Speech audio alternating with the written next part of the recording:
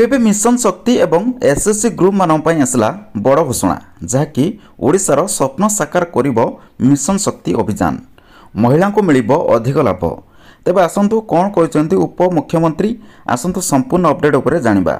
सेथिपई भिडियोटी को शेष पर्यंत देखंतु।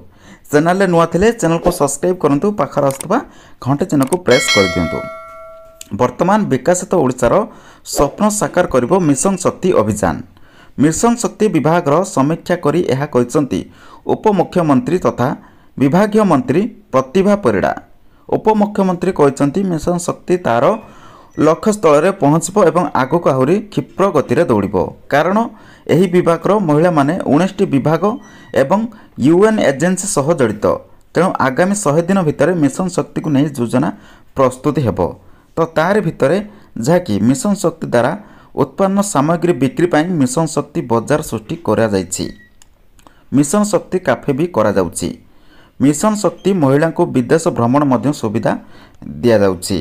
मंत्री भावे दायित्व नेबा परे मिशन शक्ति भवन रे विभागीय सचिव व अधिकारी सह आलोचना करिसंती जे उपमुख्यमंत्री प्रतिभा परिड़ा मिशन शक्ति को नहीं जो द्वंद्व थिला ताहा मध्य दूर होइछि।